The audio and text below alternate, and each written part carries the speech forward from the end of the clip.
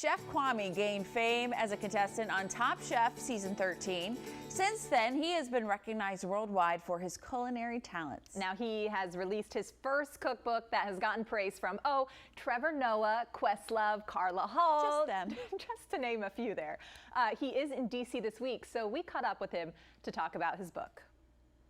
Chef Kwame, so excited to have you back here on Great Day, Washington. Congratulations on your debut cookbook.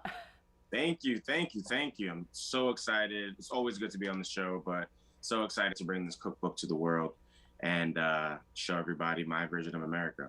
Yeah, you shared your story with us in a previous book and obviously being on TV, but why the cookbook? What prompted this? What is this journey is this gonna take us through?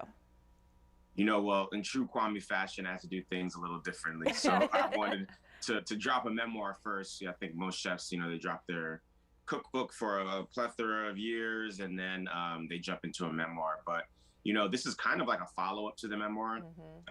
It gets into, my journey here in America. I think everybody has their own version of like what they ate growing up here. And, I wanted to highlight those types of cuisines. I wanted to highlight West African food, Jamaican food, Trinidadian food, even, some Ethiopian food in DC, and some Creole cuisine. So it's just my version of what I grew up eating here in America and what makes America so special to me. Well, I heard that it was a deeply personal tribute to your family and the foods that you grew up eating. Is there a recipe that you open to and you say, this is it, like this is what I remember with my family and it was a special time?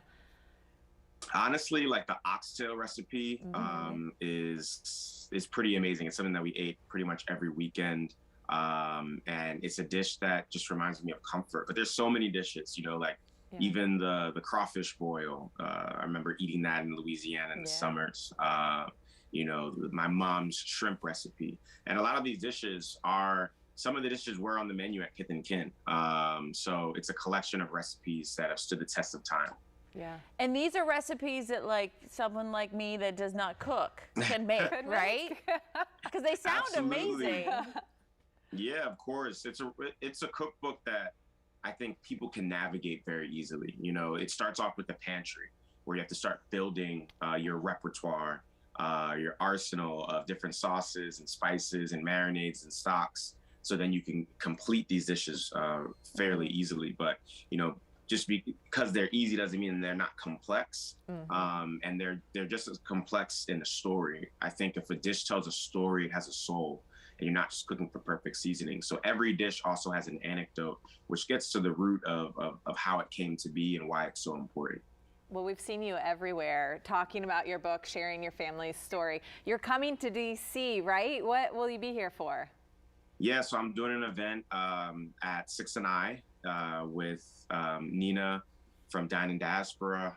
She'll be moderating a book talk there. And then I'm also doing a dinner at Maquetto the following day with Eric Bruner Yang, where I'll be cooking some dishes from the cookbook and just partying with all of DC. Wow. So amazing. Kwame, I want to ask real quick, African food, what kind of influence do we see in American food and what we eat today?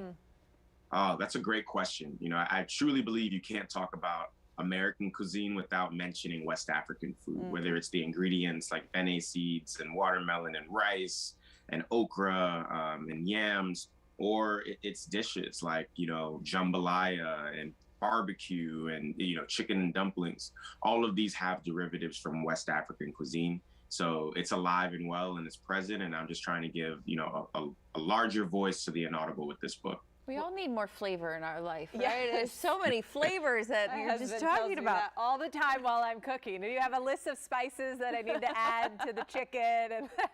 Absolutely. Pick up the cookbook. It'll tell you everything you need to know on how to season your food properly.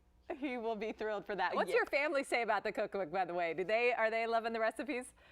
Oh, well, they haven't seen it yet. Okay. So, it drops on the 17th. But I dedicated the book to my mom. She's the person that really introduced, carrying or continuing the legacy of these dishes and making sure they're not lost. Yeah. There's something to be said with the food, but then the story coming along with it just makes you really appreciate it a little bit more. Chef Kwame, congratulations. We can't wait to see you back here in DC. Best of luck with everything. Thank you so much. I'll see y'all soon. The food looks amazing. And he's a busy man. He is super busy. Everywhere. We're glad to have him back here in DC. Go check out his book. It's called My America, Recipes from a Young Black Chef. And you can try out some of the dishes for yourself at home.